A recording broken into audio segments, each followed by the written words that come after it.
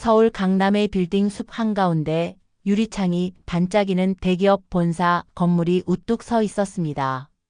그곳의 비서실 한쪽 회장의 일정과 문서를 정리하던 이정자는 오늘따라 마음이 괜히 불안했습니다. 올해 62, 긴 세월을 비서로 살며 많은 상사를 섬겨왔지만 이번만큼은 다른 긴장감이 감돌고 있었습니다. 며칠 전 본사에는 새 회장이 부임한다는 소식이 퍼졌습니다. 전임 회장이 갑작스럽게 쓰러지자 창업주의자 원로였던 최경호 명예회장이 직접 경영 일선에 복귀한다는 소문이었습니다. 정자는 책상 위 달력을 바라보다가 손끝이 떨리는 것을 느꼈습니다. 자신도 모르게 수십 년 전의 기억이 떠오르고 있었던 것입니다. 고아원 마당에서 울던 어린 시절, 불길 속에서 사라진 아버지의 뒷모습, 그리고 그 후로는 끝내 돌아오지 않았던 그 사람. 잠시 후 복도에서 빠른 발자국 소리가 들려왔습니다. 젊은 비서들이 분주하게 움직였고 곧 검은 양복 차림의 경호원들이 나타났습니다. 모두가 고개를 돌리는 순간 휠체어에 앉은 노인이 천천히 들어왔습니다. 그는 곱게 빗은 백발과 깊은 주름, 그리고 강인한 눈매를 가진 인물이었습니다. 바로 최경호 회장이었습니다. 정자의 시선이 그 얼굴에 닿는 순간 심장이 크게 요동쳤습니다. 아버지. 목구멍에서 거의 들리지 않는 속삭임이 새어나왔습니다. 분명히 다른 사람일 거라고, 이미 오래전에 죽은 아버지일 리 없다고 스스로를 다독였지만 그의 눈매와 미간의 주름, 그리고 왼쪽 손등에 남은 화상 자국까지 모든 것이 기억 속 아버지와 겹쳐 보였습니다. 그때 회장의 아들인 최도현 전무가 옆에서 차갑게 말했습니다. 이 비서 뭘 그렇게 뚫어져라 봅니까? 아버지를 모시는 자리입니다. 예의 갖추세요. 정자는 급히 고개를 숙이며 속으로 중얼거렸습니다. 아니야, 분명 착각일 거야. 하지만 왜 이렇게 가슴이 아플까? 그날 저녁 정자는 혼자 사는 원룸으로 돌아와도 마음을 가라앉힐 수 없었습니다. 회장의 얼굴이 자꾸 떠올랐습니다. 만약 정말 아버지라면 왜 자신을 버렸는지, 왜 아무 소식조차 없었는지 묻고 싶었습니다. 그런데 다음 날 정자는 우연히 가정부 출신으로 올해 회장 집안을 지켜본 양월희 70세와 마주쳤습니다.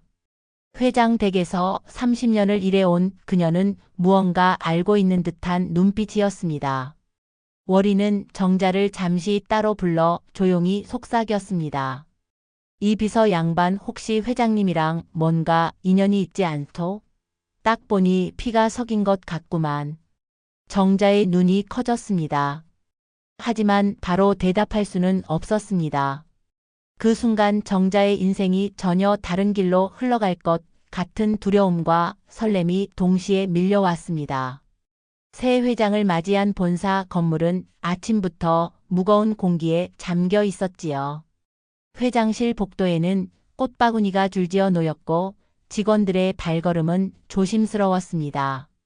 이정자는 비서실 문패를 손끝으로 한번 쓸어내리고 안으로 들어섰습니다.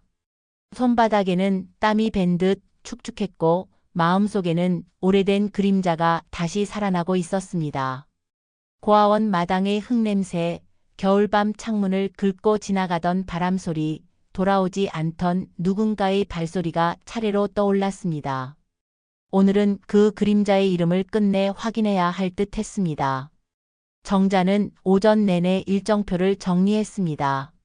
최경호 회장의 재임 시절 파트너들이 보낸 면담 요청을 추리고 계열사 보고 순서를 다시 짰습니다. 오후 1시 회장의 건강 상태를 보고하는 의료팀이 도착한다는 메모를 달력 가장자리에 붙였습니다. 글자를 적는 손은 단정했지만 그 손목의 떨림은 거짓말을 하지 않았습니다. 누군가가 등 뒤에서 낮게 기침을 했고 전무 최도현이 문가에 서 있었습니다. 그의 눈빛에는 묘한 경계와 피로가 섞여 있었습니다. 예의 바른 미소를 올린 얼굴과 달리 말끝은 날이 서 있었습니다. 공적인 말 몇 마디가 오갔고 정자는 조용히 고개를 숙였습니다. 그가 돌아서자 공기가 약간 가벼워졌지만 마음은 더 무거워졌습니다. 점심 무렵 비서실 메신저로 짧은 메시지가 도착했습니다. 지하 구내식당 뒤편 휴게실로 내려오라는 내용이었고 보낸 사람은 양월이었습니다. 30해 넘게 회장 집안을 지켜온 사람, 말보다 눈빛이 먼저 말을 건네는 사람이었습니다. 정자는 트레이에 미역국과 잡곡밥을 얹어 휴게실 모서리에 앉았습니다. 곧 월이가 나타났습니다. 앞치마를 단정히 메고 있었고 손등에는 세월의 주름이 깊게 박혀 있었습니다. 그녀는 인사 대신 주머니에서 작은 철제 열쇠 하나를 꺼내 테이블 아래로 밀었습니다. 열쇠는 오래돼서 모서리가 달아 있었고 작은 태그에는 한남별관이라는 글자가 흐릿하게 남아 있었습니다. 그녀는 낮은 목소리로 한 문장을 남겼습니다. 창업주 시절 집무실 별관 금고가 아직 남아 있다고 했습니다. 금고 속에 회장이 직접 적은 서류와 작은 상자가 있다고 했습니다. 그리고 조심하라고 했습니다. 오늘 저녁 이른 시간에 빈 별관을 한번 들러보라고 했습니다. 정자의 심장이 크게 2번 뛰었습니다. 숟가락을 내려놓는 소리가 유난히 크게 귀에 박혔고 구내식당의 웅성거림이 멀리서 들리는 파도 소리처럼 흐려졌습니다. 한남별관은 오래전 창업주가 집무와 접견을 위해 쓰던 건물이었고 지금은 기념관 겸 자료 보관동으로 쓰이고 있었습니다. 출입은 허용되어 있었지만 내부 금고에 관해서는 아무도 말하지 않았습니다. 정자는 열쇠를 손바닥에 꼭 쥐었습니다. 송금 사이로 차가운 금속이 닿는 감각이 현실을 붙잡아 주었습니다. 그녀는 고개를 끄덕였고 월이는 아무 일 없었다는 듯 일어나 휴게실을 떠났습니다. 두 사람의 대화는 바람처럼 지나갔고 테이블 위에는 미역국의 김만 얌전하게 오르고 있었습니다. 오후 회의는 숨 가쁘게 흘렀습니다. 의료팀은 회장의 의식이 불안정하지만 자극의 반응을 보인다고 보고했습니다. 손가락이 미세하게 움찔거리는 순간이 관찰되었다고 했습니다. 정자는 메모 패드에 조용히 적었습니다. 반응 있음 촉각 자극 시 손가락 움직임. 글씨 하나하나가 가느다란 다리처럼 떨렸습니다. 법무팀은 계열사 이슈와 함께 성년후견 심판 청구 가능성 검토를 언급했습니다. 만약 회장의 의사능력이 장기간 회복되지 않으면 누군가가 법정 대리인이 되어 회사와 재단을 대신 관리할 수 있다고 했습니다. 그 문장들은 마른 나뭇가지처럼 삐걱거리는 소리를 냈습니다. 정자는 그 마른 가지가 어디로 쓰러질지 본능적으로 알 것 같았습니다. 누군가가 회장의 빈자리를 제도의 이름으로 차지하려 한다는 것을 눈치채지 않을 수 없었습니다. 해가 기울 무렵 정자는 조용히 외출증을 작성했습니다. 비서실 동료에게 회장댁 문서 송달건으로 다녀오겠다고 전했습니다. 입가에는 늘 보이던 얌전한 미소가 있었고 걸음은 성급하지 않았습니다. 본사 지하 주차장에서 회사 차량을 타고 한남별관으로 향했습니다. 강을 건너는 다리 위에서 노을이 유리창을 붉게 물들였습니다. 오래된 기억이 다시 눈앞을 스쳤습니다. 겨울밤 낡은 단칸방에서 어린 정자가 호롱불을 끄며 소원을 빌던 장면이었습니다. 그 소원은 단 한 가지였고 지금도 변하지 않았습니다. 누군가의 이름을 한 번이라도 더 불러보고 싶다는 마음이었습니다. 한남별관은 언덕 위에 조용히 서 있었습니다. 담장 안으로 들어서자 소나무가 바람을 가르며 잎을 스쳤고 자갈길은 발 밑에서 작게 사각거렸습니다. 출입 기록을 남기려고 안내 데스크에 들렀고 기념관 관리 직원은 늦은 시간이라 오래 머물지 말라고 당부했습니다. 정자는 고개를 숙이고 천천히 복도를 걸었습니다. 창업주의 사진과 회사 초창기 전경이 걸려 있었고 오래된 타자기의 딸깍거림이 어딘가에서 살아나는 듯 했습니다. 회장 집무실로 쓰였던 방 앞에 이르자 문손잡이가 손에 익숙하게 잡혔습니다. 왜 처음 만지는 손잡이가 손에 익숙한가를 스스로도 설명할 수 없었습니다. 열쇠 구멍은 시간의 먼지 속에서도 제자리를 지키고 있었습니다. 정자는 손끝으로 열쇠를 조심스럽게 꽂아 돌렸습니다. 클릭하는 소리가 낡은 시계의 분침처럼 또렷하게 울렸습니다. 방 안은 생각보다 따뜻했습니다. 벽 난로 위 선반에는 작은 음악 상자가 하나 놓여 있었고 그 옆에는 다른 서류함이 가지런히 놓여 있었습니다. 커튼 사이로 노을빛이 가늘게 들어와 책상 모서리에 금빛을 만들었습니다. 정자는 숨을 고르고 방 한가운데 서 있는 낮은 장을 천천히 열었습니다. 안쪽 벽에 오래된 금고가 고개를 내밀고 있었습니다. 자물쇠는 회전식 다이얼이었고 가장자리는 손때가 까맣게 베어 있었습니다. 정자는 손바닥에 열쇠 태그를 한 번 더 쥐었다 펴고 다이얼을 천천히 돌렸습니다. 다이얼이 한 바퀴를 돌 때마다 어린 시절 봄비처럼 촉촉한 소리가 마음을 적셨습니다. 마지막 숫자에서 동그란 금속이 작게 울리고 문이 부드럽게 열렸습니다. 금고 안에는 봉투가 몇 개와 작은 나무 상자가 들어 있었습니다. 봉투 겉면에는 창업주 친필로 보이는 둥근 글씨가 쓰여 있었습니다. 가족 관련 문서 보관이라는 글씨가 먼저 보였고 그 밑에 날짜가 적혀 있었습니다. 수십 년 전의 날짜였습니다. 정자는 봉투를 열어 조심스럽게 서류를 펼쳤습니다. 낡은 종이는 햇볕에 바랜 듯 가장자리가 누렇게 변해 있었고 몇몇 줄에는 연필로 덧칠한 흔적이 남아 있었습니다. 출생신고 지연 사유와 보호시설 위탁 동의라는 제목이 눈에 들어왔습니다. 시설 이름은 어린이 보호소였고 접수인 서명은 분명히 최경호로 적혀 있었습니다. 글자 끝에 습관적인 꼬리와 회개 눌림이 오늘 아침 그녀가 본 그 손의 습관과 같았습니다. 정자의 목구멍이 뜨겁게 타올랐습니다. 종이를 쥔 손이 떨렸고 무릎뼈가 안쪽에서 조용히 부딪혔습니다. 나무 상자를 열었을 때 부드러운 천 속에 낡은 카세트 테이프 하나가 잠들어 있었습니다. 테이프 라벨에는 짧은 문장이 볼펜으로 적혀 있었습니다. 찾는다면 들어주기라는 문장이었습니다. 정자는 상자를 닫지 않은 채 방 안을 한번 둘러보았습니다. 바깥 복도에서 먼 발자국 소리가 작게 들려왔습니다. 별관 관리인이 순찰을 도는 시간일 수 있었습니다. 정자는 카세트를 코트 안쪽 주머니에 넣고 봉투 하나를 다시 금고 깊숙이 밀어 넣었습니다. 모든 것을 가져갈 수는 없었습니다. 지금 필요한 것은 목소리와 흔적, 그리고 다음 걸음을 내딛게 해줄 작은 확신이었습니다.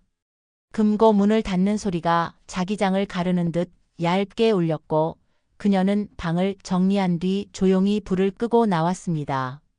차 안에서 오래된 워크맨을 꺼내는 자신의 모습을 보고 정자는 잠깐 웃었습니다. 세상이 달라져도 어떤 버튼은 손이 먼저 기억했습니다. 재생 버튼을 눌렀습니다. 한동안 공기에 지직거림이 흘렀고 곧 낮고 익숙한 울림의 목소리가 들려왔습니다. 카세트 속 목소리는 단단하면서도 어딘지 미안한 기운을 품고 있었습니다. 그 목소리는 오랜 세월 회사를 일으켜 세운 사람이면서 동시에 한 사람의 아버지였다고 말하고 있었습니다. 정자라는 이름이 조심스럽게 발음되었고 어쩔 수 없었던 사정과 미처 감당하지 못했던 시절의 빚에 대한 고백이 이어졌습니다. 언젠가 찾아와 줄 거라고 믿었다는 문장이 들렸고 만약 시간이 허락된다면 꼭 붙잡고 밥 한 끼 같이 먹자고 했다가 이내 공손하게 정정하는 말투가 이어졌습니다. 함께 제대로 인사하고 싶은 마음을 끝내 담담하게 전하고 있었습니다. 모든 문장은 공손함으로 끝났고 그 공손함이 오히려 깊은 애틋함으로 들렸습니다. 정자는 손등으로 눈가를 눌렀습니다. 라디오에서 흘러나오는 옛 가요처럼 목소리는 오래된 사랑을 품고 흘러나왔습니다. 바깥에 가로등 불빛이 차창에 번져 물결처럼 흔들렸습니다. 카세트가 끝나갈 즈음 워크맨의 배터리 불이 희미하게 깜박였습니다. 정자는 재생 버튼을 멈추고 차문을 열었습니다. 차가운 밤 공기가 뺨을 스쳤습니다. 그녀는 야간 근무가 시작된 본사로 곧장 돌아가지 않았습니다. 서둘러 한 곳에 들러야 했습니다. 동네 구청의 가족관계등록부 발급 창구는 이미 문을 닫았지만 온라인 열람 신청을 할 수 있는 무인 단말기는 불빛을 켜고 서 있었습니다. 정자는 주민등록번호를 입력하고 가족관계 변동 이력을 검색했습니다. 오래된 기록에는 보호시설 위탁과 함께 보호자 성명이 남아 있었습니다. 같은 이름이었습니다. 같은 획과 같은 철자가 무심하게 박혀 있었습니다. 기록의 날짜가 카세트 라벨의 날짜와 비슷했습니다. 두 개의 서로 다른 시간에서 건너온 작은 점들이 하나의 선으로 이어졌습니다. 마음속에서 작고 정확한 소리가 났습니다. 이 길이 맞다고 알려주는 소리였습니다. 정자는 다시 본사로 향했습니다. 야간 조명이 켜진 유리벽이 강물 위 별빛처럼 반짝였습니다. 엘리베이터 안에서 그녀는 숨을 길게 들이켜고 내쉬었습니다. 비서실에 도착하자마자 업무용 노트북을 켰고 아카이브 서버에 접속했습니다. 오래된 사진 자료, 신문 스크랩, 창업주의 담화록을 차례로 열람했습니다. 흑백 사진 한 장에서 젊은 최경호의 손등에 작은 흉터가 보였습니다. 금고의 봉투를 펼칠 때 마음속에 떠올랐던 그 손이었습니다. 사진 속 인물의 시선은 먼 곳을 보고 있었고 그 시선 너머로 작은 아이의 그림자가 포개지는 듯 했습니다. 정자는 사진을 확대해 메모를 남겼습니다. 좌측 손등 흉터 동일 확인 필요. 말끝마다 공손한 점을 찍으면서도 손놀림은 점점 단단해졌습니다. 밤 10시 무렵 비서실 문이 조용히 열렸습니다. 법무팀장 오세진이 서 있었습니다. 그는 하루 종일 이어진 회의에서 한마디도 허튼 소리를 하지 않았던 사람, 눈빛으로 상황을 읽는 사람이었습니다. 그는 서류 봉투 하나를 책상 위에 올렸습니다. 봉투에는 의료법인 이사회 회의록 사본과 비상시 의사결정 권한 위임장 초안이 들어 있었습니다. 그리고 작은 메모 한 장이 끼어 있었습니다. 메모에는 단 한 줄이 적혀 있었습니다. 영상 유언 보관처 별관 지하 기록실. 정자는 글을 올려다보았습니다. 팀장은 자세한 설명을 하지 않았습니다. 다만 한 문장을 남겼습니다. 급할수록 기록의 원본을 먼저 확보해야 한다고 했습니다. 말투는 건조했지만 문장 끝에는 묵직한 배려가 실려 있었습니다. 정자는 의자를 밀고 일어섰습니다. 하루의 피로가 불현듯 어깨를 짓눌렀지만 발걸음은 새로 태어난 듯 가벼워졌습니다. 한남별관에 다시 갈 이유가 생겼고 가야만 하는 이유도 충분했습니다. 영상 유언이 존재한다면 많은 것이 달라질 수 있었습니다. 누가 법정 대리인의 자리를 차지하려 해도 그 영상의 한 문장 한 문법이 방향을 바꿀 수 있었습니다. 손끝이 다시 떨렸습니다. 이번의 떨림은 두려움이 아니라 결심의 전율에 가까웠습니다. 라디오 드라마에서 다음 회를 예고하는 짧은 브릿지 음악처럼 마음속에서 징 소리가 울렸습니다. 내일, 정확히 내일 해가 기울 무렵 별관 지하 기록실 문을 열어야 했습니다. 정자는 마지막으로 회장 병실 모니터를 확인했습니다.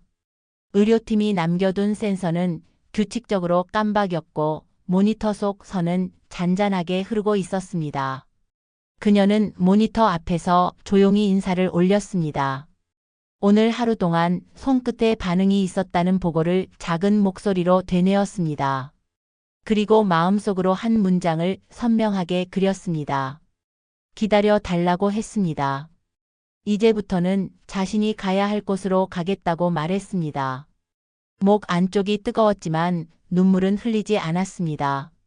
눈물은 모든 것을 끝낸 뒤 오롯한 자리에 남겨두기로 했습니다. 복도로 나오자 야간 청소기의 낮은 윙 소리가 멀리서 들렸습니다. 창 너머 강바람이 도시의 불빛을 살짝 흔들었습니다. 정자는 코트깃을 여미고 엘리베이터 버튼을 눌렀습니다. 버튼 위 빨간 불빛이 켜지는 순간 그녀의 마음속에도 작은 불씨가 또렷이 켜졌습니다. 오래된 그림자의 이름을 이제는 정면으로 부를 수 있겠다고 생각했습니다. 한밤의 건물이 낮보다 더 또렷했습니다. 모든 것이 조용했지만 내일의 길은 분명히 열리고 있었습니다. 여기까지 제2장은 이렇게 마무리되었지요. 제3장으로 이어갈까요? 진행을 원하시면 숫자 0을 입력해 주시지요. 밤이 깊어가던 한남별관은 낮과는 전혀 다른 얼굴을 하고 있었습니다. 낮에는 방문객들로 북적이던 기념관이었지만 밤이 되자 커다란 그림자와 고요만이 남아 있었습니다. 이정자는 본사 업무를 마치자마자 택시를 타고 별관으로 향했습니다. 택시 창밖으로 스쳐 지나가는 가로등 불빛이 마치 오래된 영화, 필름처럼 하나씩 번져갔습니다. 그녀의 가슴 속에서는 낮에 들었던 양어리의 목소리와 법무팀장이 건네준 쪽지 내용이 자꾸 울렸습니다. 별관 지하 기록실 영상, 유언 보관처. 정자는 스스로에게 수십 번 되뇌었습니다. 발걸음을 멈추면 다시는 용기를 낼 수 없을 것 같았지요. 별관 현관은 야간 경비원의 감시 아래 조용히 닫혀 있었습니다. 그녀는 직원증을 내밀며 차분히 말했습니다. 회장님 지시로 기록 자료 확인 좀 하러 왔습니다. 경비원은 의심스러운 눈길로 그녀를 후었지만 결국 고개를 끄덕이며 출입 기록부에 이름을 적게 했습니다. 펜 끝에서 번지는 잉크가 긴장감으로 손끝을 흔들리게 했습니다. 안으로 들어서자 밤의 별관은 낮보다 훨씬 더 숨을 죽이고 있었습니다. 복도 위등은 희미하게 깜박였고 오래된 사진 액자 속 인물들의 눈빛이 마치 살아있는 듯 정자를 따라오는 것 같았습니다. 그녀는 숨을 죽이며 지하로 내려가는 계단을 밟았습니다. 계단마다 울리는 발소리는 작았지만 그녀의 심장 소리와 겹쳐 크게 울려 퍼지는 듯 했습니다. 지하 기록실 문 앞에 서자 금속문은 묵직한 존재감을 뿜어냈습니다. 출입카드를 대자 삐 소리와 함께 녹색 불빛이 켜졌습니다. 손잡이를 잡는 순간 정자는 눈을 꼭 감았다 뜨며 마지막으로 마음을 다잡았습니다. 문이 열리자 차가운 공기와 함께 오래된 종이 냄새가 흘러나왔습니다. 기록실 안에는 수십 개의 캐비닛과 서류함이 줄지어 있었고 한쪽 벽면에는 보관 영상 자료라고 적힌 철제 캐비닛이 있었습니다. 그녀는 떨리는 손으로 캐비닛 문을 열었습니다. 수십 개의 비디오 테이프와 디스크들이 줄지어 있었고 그 가운데 유언 영상 최경호라고 적힌 라벨이 눈에 들어왔습니다. 정자는 그것을 꺼내어 휴대용 재생기에 넣었습니다. 화면이 깜박이며 잡음이 스친 뒤 곧 한 남자의 얼굴이 나타났습니다. 바로 최경호 회장이었습니다. 그러나 지금 병상에 누워있는 초라한 노인의 모습이 아닌 수십 년 전 정정했던 그의 모습이었습니다. 영상 속 회장은 무겁게 입을 열었습니다. 만약 이 영상이 공개된다면 나는 스스로 글을 남기지 못한 채 세상을 떠난 것이겠지. 나 최경호는 생전에 큰 잘못을 했다. 혈육을 버리고 사업에만 매달린 죄를 지었다. 정자의 눈에서 눈물이 흘러내렸습니다. 화면 속에서 회장은 분명히 내 딸 정자라는 이름을 또렷하게 불렀습니다. 그리고 혹여 다시 만날 날이 오거든 반드시 모든 것을 고백하고 용서를 구하고 싶다고 했습니다. 그 순간 기록실 문틈으로 작은 빛이 스며들었습니다. 누군가 복도에 서 있었습니다. 정자의 등골이 서늘해졌습니다. 화면 속 회장의 목소리는 계속 이어지고 있었지만 복도에서 들려오는 발걸음 소리가 점점 가까워지고 있었습니다. 정자는 재빨리 영상을 껐지만 늦었습니다. 문이 벌컥 열리며 한 사람이 모습을 드러냈습니다. 바로 최도연 전무였습니다. 그의 눈빛은 차갑게 빛나고 있었습니다. 비서님, 여기서 뭘 하고 계십니까? 회장님의 기록실은 당신이 함부로 드나들 곳이 아닙니다. 정자의 손은 여전히 비디오 테이프를 움켜쥔 채 떨리고 있었습니다. 숨길 수도 없고 그렇다고 내놓을 수도 없는 상황이었습니다. 순간 도연의 시선이 그녀의 손에 닿았습니다. 그게 뭐죠? 숨죽인 기록실 안, 정자의 심장은 미친 듯이 뛰고 있었습니다. 정자의 손은 여전히 차갑게 굳어 있었습니다. 손바닥 안에는 유언 영상 최경호라고 적힌 테이프가 또렷하게 느껴졌습니다. 눈앞에 선 도연의 눈빛은 어두운 지하 기록실의 조명을 받아 서늘하게 빛나고 있었습니다. 그게 뭐냐고 묻지 않았습니까? 도연의 목소리는 낮았지만 날카롭게 갈라졌습니다. 정자는 숨을 고르며 애써 태연한 척했습니다. 회장님 기록 정리 중에 있었습니다. 법무팀에서 요청이 들어와. 하지만 도연은 냉소를 흘렸습니다. 법무팀? 그 사람들 내 허락 없이는 이런 자료 접근조차 불가능합니다. 비서님, 저를 바보로 보십니까? 순간 공기가 무겁게 내려앉았습니다. 기록실 안에 오래된 서류들과 금속 캐비닛들이 증인처럼 침묵을 지키고 있었습니다. 정자는 손을 떨며 테이프를 코트 속으로 숨겼습니다. 하지만 그 작은 동작은 도연의 눈을 피할 수 없었습니다. 내놔요. 도연이 한 걸음 다가왔습니다. 그의 구두굽이 바닥에 닿을 때마다 정자의 심장은 쿵쿵 울렸습니다. 정자는 물러서며 목소리를 겨우 짜냈습니다. 이건 제게 필요한 자료입니다. 회장님 본인이 직접 남기신 말씀일 수도 있어요. 제가 확인해야 합니다. 도연의 눈빛이 순간 흔들렸습니다. 그러나 이내 차갑게 굳었습니다. 비서 따위가 뭘 안다고? 당신이 지금 뭘 들고 있는지 알기나 합니까? 정자의 눈가에 눈물이 맺혔습니다. 하지만 물러서지 않았습니다. 알아요. 제 이름을 불렀습니다. 제 존재를 이야기했습니다. 저는 이 집안의 혈육일지도 모릅니다. 그 말에 도연의 표정이 순식간에 변했습니다. 경악, 분노, 그리고 두려움이 섞여 있었습니다. 그는 한동안 말을 잇지 못하다가 마침내 이를 악물고 말했습니다. 그럼 당신은 절대 살아서 나갈 수 없겠군요. 차가운 말과 동시에 도연이 손을 뻗어왔습니다. 정자는 본능적으로 몸을 돌려 캐비닛 사이로 파고들었습니다. 금속 서랍이 덜컥거리며 열리고 오래된 서류들이 바닥에 흩날렸습니다. 기록실은 순간 종이 바람이 일어난 듯 어지러워졌습니다. 정자는 손에 쥔 테이프만은 놓지 않고 끝까지 움켜쥔 채 복도 쪽으로 달렸습니다. 도연의 거친 발소리가 뒤따라왔습니다. 좁은 복도를 따라 울려 퍼지는 그 소리는 마치 짐승이 쫓아오는 듯 위협적이었습니다. 지하 계단 끝에서 문이 열리며 불빛이 스며들었습니다. 그곳에 양월이가 서 있었습니다. 그녀는 이미 상황을 눈치챘는지 무표정한 얼굴로 정자와 도연을 번갈아 바라봤습니다. 여기서 무슨 일이 벌어지고 있는 겁니까? 월이의 목소리는 낮았지만 이상하리만치 단단했습니다.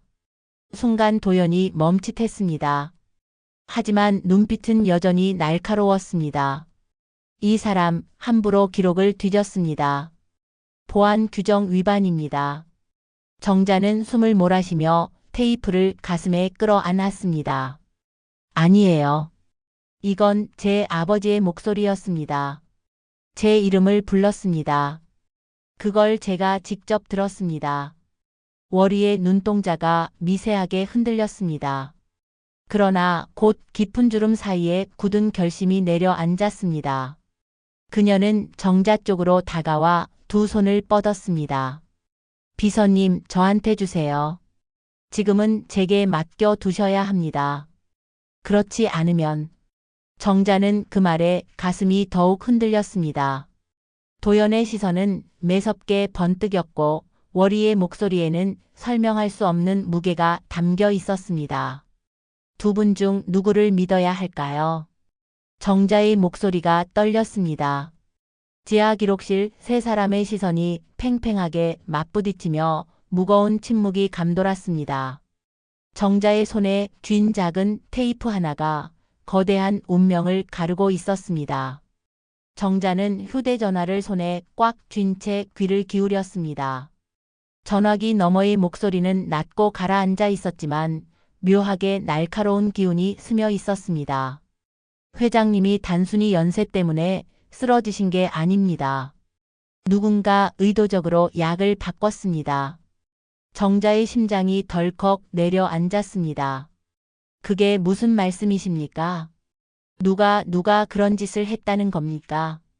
잠시 정적이 흐른 뒤 목소리가 낮게 이어졌습니다. 자세한 건 여기서 말할 수 없습니다.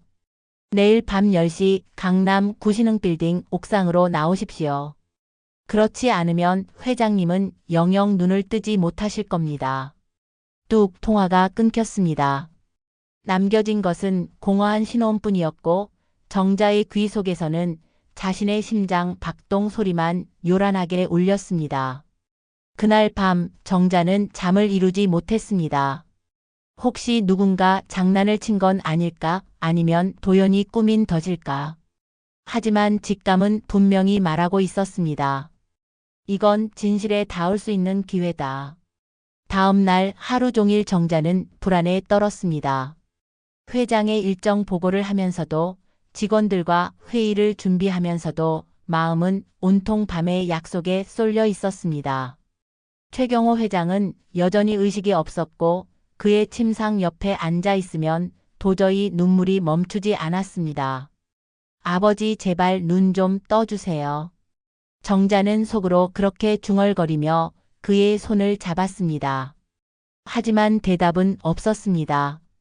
밤 10시. 정자는 약속대로 구신흥빌딩 옥상으로 향했습니다. 오래전에 사용을 중단한 빌딩이라 건물은 어둡고 낡은 철문에는 녹이 슬어 있었습니다. 바람은 칼날처럼 불어와 그녀의 코트를 휘날렸습니다. 옥상에는 이미 누군가 서 있었습니다. 검은 모자를 눌러쓴 중년의 남자였습니다. 그는 담배를 피우다 정자를 보자 재빨리 불을 껐습니다. 왔군요. 정자가 떨리는 목소리로 물었습니다. 당신은 누구십니까? 그는 잠시 침묵하다가 고개를 들어 얼굴을 드러냈습니다. 뜻밖에도 본사 재무팀 차장 윤기석이었습니다. 정자는 놀라움을 감추지 못했습니다. 차장님, 왜 이런 일을? 윤기석은 주변을 한번 둘러본 뒤 낮은 목소리로 말했습니다.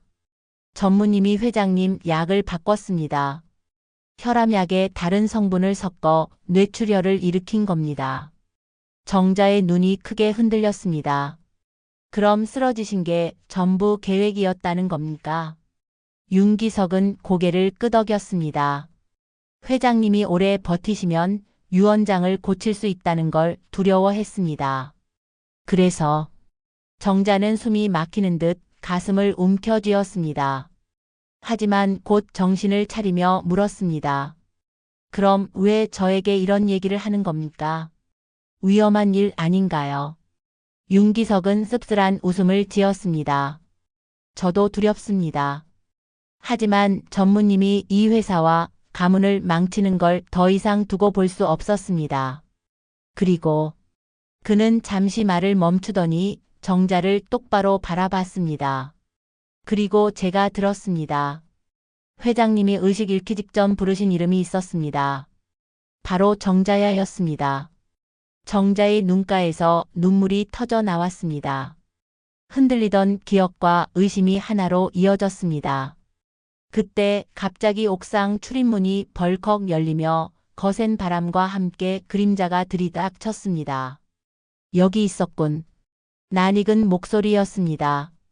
도연이었습니다. 그의 뒤에는 검은 양복 차림의 사내 둘이 서 있었습니다. 비서님 참 성실하시군요. 밤중에 이런 패가 옥상까지 나오다니. 그런데 여기서 무슨 이야기를 나누고 계셨습니까? 도연의 목소리는 낮았지만 서늘한 살기가 담겨 있었습니다. 정자는 본능적으로 한 걸음 물러섰습니다. 그러나 도연의 입가에는 싸늘한 미소가 번지고 있었습니다. 좋습니다. 이제부터는 제가 직접 확인해 드리지요. 회장님이 정말 누구를 찾으셨는지 그리고 그 이름이 의미하는 게 뭔지 곧 모두 알게 될 겁니다. 옥상 위의 공기는 순간 얼어붙은 듯 했습니다. 밤바람이 몰아쳐도 정자의 몸은 땀으로 젖어 있었습니다. 도연은 검은 양복 차림의 사내들을 양옆에 세우고 천천히 다가왔습니다. 발소리 하나하나가 마치 절벽 끝으로 몰아가는 북소리 같았습니다. 윤 차장. 도연의 눈빛이 차갑게 번쩍였습니다. 내가 그동안 곁에 두며 얼마나 챙겨줬는데 이렇게 등을 돌리나. 내 가족이 어떻게 될지 생각은 했나. 윤기석은 떨리는 숨을 몰아쉬며 정자 앞으로 몸을 살짝 내밀었습니다. 전무님 이제 그만두십시오. 회장님은 아직 살아계십니다. 당신이 뭘 해도 결국 모든 게 드러날 겁니다. 하하. 도연은 비웃음을 흘리며 고개를 저었습니다. 아직도 세상을 순진하게 보는군. 드러나지 않게 만드는 게 내 일이야. 정자의 손이 주먹을 꼭 쥔 채 떨렸습니다. 그러나 눈빛만은 흔들리지 않았습니다. 도연 씨. 아무리 감추려 해도 진실은 결국 세상에 나옵니다. 회장님이 쓰러진 이후 이미 증거를 확보했습니다. 도연의 눈매가 순간 흔들렸습니다. 그러나 곧 다시 싸늘한 웃음을 지었습니다. 증거? 아, 혹시 워리 씨께 맡긴 그 테이프 말인가요? 하하, 순진하시군요. 그 여자가 누구 편이라고 생각하십니까? 정자의 가슴이 철렁 내려앉았습니다. 워리. 그 신뢰의 눈빛 속에 감춰진 그림자가 떠올랐습니다. 혹시 그 모든 게 윤기석이 낮게 속삭였습니다. 비서님 흔들리지 마세요. 그게 도연 전무의 수법입니다. 그러나 도연은 이미 옆의 사내에게 눈짓을 보냈습니다. 한 사내가 앞으로 나서더니 정자의 손목을 거칠게 붙잡았습니다. 정자는 몸부림쳤지만 힘에서 상대가 되지 않았습니다. 이제 선택하세요. 도연은 한 발짝 다가와 정자의 얼굴 가까이 속삭였습니다. 회장의 딸이라는 허황된 망상을 버리고 제 편에 서든지 아니면 여기서 영영 사라지든지. 정자의 심장은 쿵쿵 울렸지만 눈빛은 흔들리지 않았습니다. 차라리 사라져도 좋습니다. 하지만 제 이름을 불러주신 아버지를 부정할 수는 없습니다. 도연의 얼굴에 분노가 번졌습니다. 순간 그는 손을 들어 올렸습니다. 그러나 그때였습니다. 쾅! 옥상 출입문이 다시 열리며 강렬한 빛이 쏟아졌습니다. 손전등 불빛에 가려 누군가 서 있었습니다. 그리고 낮게 울려 퍼진 목소리. 그 손 당장 내려놓으시오. 모두의 시선이 일제히 쏠렸습니다. 거기에는 양월이가 서 있었습니다. 그녀는 손에 무언가를 들고 있었습니다. 작은 녹음기였습니다. 도연 전무 방금 하신 말씀 전부 녹음되었습니다. 회장님 약을 바꿨다. 드러나지 않게 만드는 게 내 일이다. 다 증거가 될 겁니다. 정자의 눈이 커졌습니다. 월이가 내 편이었던 건가? 도연의 얼굴은 순식간에 일그러졌습니다. 그러나 곧 입가에 잔혹한 미소가 번졌습니다. 좋습니다. 그렇다면 이제 여기서 다 끝내야겠군요. 그가 손을 휘두르자 양복 차림의 사내들이 일제히 움직였습니다. 윤기석은 정자를 감싸며 버텼고 월이는 손전등을 사내들의 눈에 비추며 시간을 벌었습니다. 옥상은 순식간에 혼돈의 싸움터가 되었습니다. 정자의 손에 다시 힘이 들어갔습니다. 그녀는 마음속으로 다짐했습니다. 오늘 밤 무슨 일이 있어도 아버지의 진실을 지켜내야 한다. 그러나 싸움의 소용돌이는 점점 그녀를 옥상 가장자리로 몰아세우고 있었습니다. 발뒤꿈치 아래로는 아찔한 공허, 도시의 불빛이 아득히 펼쳐져 있었습니다. 바람이 몰아치고 순간 정자의 귓가에 다시 아버지의 목소리가 메아리 쳤습니다. 정자야. 그 한마디가 그녀를 붙잡고 있었습니다. 옥상 난간에 몰린 정자의 발끝은 허공에 아슬아슬 걸쳐 있었습니다. 도시는 불빛으로 번쩍였지만 그 빛조차 지금은 차갑고 낯설게만 느껴졌습니다. 도연의 사내들이 점점 다가오고 윤기석은 피투성이가 된 채로도 정자를 지키려 몸을 내던지고 있었습니다. 비서님, 물러서지 마세요. 윤기석의 목소리는 피를 토하듯 절박했습니다. 그러나 도연은 미소를 지으며 한 발 더 내디뎠습니다. 끝났습니다. 이제 떨어지는 건 한순간이에요. 아버지니 딸이니 그런 망상은 함께 묻혀버리시죠. 정자의 눈에 뜨거운 눈물이 고였습니다. 하지만 두려움보다 더 강한 힘이 가슴속에서 솟구쳤습니다. 아버지가 불길 속에서 불러주던 목소리, 그리고 그 손길. 그 모든 것이 지금 그녀를 살리고 있었습니다. 아니에요. 정자의 목소리는 떨렸지만 또렷했습니다. 아버지는 저를 찾으셨습니다. 그리고 저는 끝까지 그 진실을 밝혀낼 겁니다. 그 순간 월이가 녹음기를 높이 들며 외쳤습니다. 이미 모든 건 기록됐습니다. 경찰에 넘기면 당신은 끝이에요. 전무님. 도연의 얼굴이 일그러지며 소리쳤습니다. 잡아. 당장 저 여자부터. 사내들이 월이에게 달려드는 순간 갑작스럽게 옥상 입구가 또다시 열렸습니다. 이번에는 붉은 경광등 불빛이 번쩍였고 경찰 특수부대원들이 몰려들었습니다. 모두 움직이지 마라. 사내들은 놀라 얼어붙었고 도연은 분노와 당혹이 섞인 표정으로 뒤돌았습니다. 그때 윤기석이 이를 악물고 외쳤습니다. 제가 이미 경찰에 제보했습니다. 전무님, 이제 끝입니다. 정자의 온몸이 떨렸습니다. 드디어 진실이 세상 밖으로 드러나려는 순간이었습니다. 경찰들이 도연과 그의 부하들을 제압하자 정자는 난간에서 몸을 떼고 주저앉았습니다. 온몸에 힘이 빠져 눈물이 왈칵 쏟아졌습니다. 아버지, 그녀는 흐느끼며 하늘을 올려다봤습니다. 도시의 바람 속에서 분명히 들린 듯 했습니다. 정자야, 잘했다. 며칠 뒤 회장의 저택은 전혀 다른 공기로 가득했습니다. 도연은 구속되었고 약물 조작과 상속 조작의 모든 혐의가 밝혀졌습니다. 윤기석은 증인 보호를 받으며 진술을 이어갔고 월이는 그동안 숨겨온 자료들을 모두 내놓았습니다. 그리고 기적처럼 최경호 회장은 서서히 눈을 떴습니다. 오랜 침묵 끝에 떨리는 목소리가 흘러나왔습니다. 정자야, 내 딸아. 정자는 무너져 울며 아버지의 손을 꼭 잡았습니다. 아버지, 이제 됐습니다. 이제는 아무도 우리를 갈라놓지 못합니다. 회장의 눈에서도 눈물이 흘렀습니다. 미안하다. 너무 늦게 불러서 너무 늦게 찾은 아버지를 용서해다오.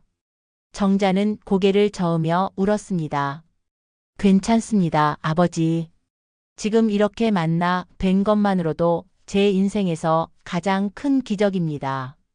그 순간 방 안은 따뜻한 햇살로 가득 차 있었고 세월의 상처 위에 새로운 희망이 내려앉는 듯 했습니다. 며칠 후 정자는 회장의 곁을 지키며 다시 간병을 이어갔습니다. 그러나 이번에는 단순한 간병인이 아니었습니다. 혈육으로서, 딸로서, 진정한 가족으로서였습니다. 윤기석과 월희는 여전히 곁에서 그녀를 도왔습니다. 그들은 서로 눈빛을 나누며 하나의 결심을 공유했습니다. 이제 이 가문은 다시는 탐욕과 거짓에 휘둘리지 않을 것이라는 결심이었습니다. 저택의 정원에서는 가을 바람이 부드럽게 불었고 노란 은행 잎들이 바닥에 수북이 쌓였습니다. 정자는 아버지의 휠체어를 밀며 속삭였습니다. 아버지, 이제 저희 앞에는 새로운 계절이 기다리고 있습니다. 우리 가족의 계절이요.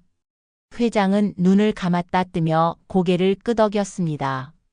그의 눈빛에는 아직도 세상을 향한 힘과 딸을 향한 무한한 사랑이 담겨 있었습니다.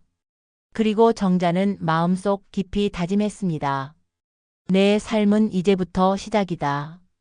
아버지를 되찾은 순간부터 나는 더 이상 혼자가 아니다. 저택의 창문에는 노을빛이 물들었고 긴 어둠을 뚫고 찾아온 진실과 화해의 시간은 그렇게 완성되어 갔습니다. 여러분 재밌게 보셨나요? 결국 진실은 아무리 숨겨도 드러나게 마련이라는 걸 보여주는 이야기였습니다. 저 역시 이 부분이 가장 큰 교훈이 되었습니다. 여러분은 오늘 이야기에서 어떤 교훈을 얻으셨나요? 여러분의 소중한 생각을 댓글에 남겨주시면 다음 이야기 때 함께 나누겠습니다.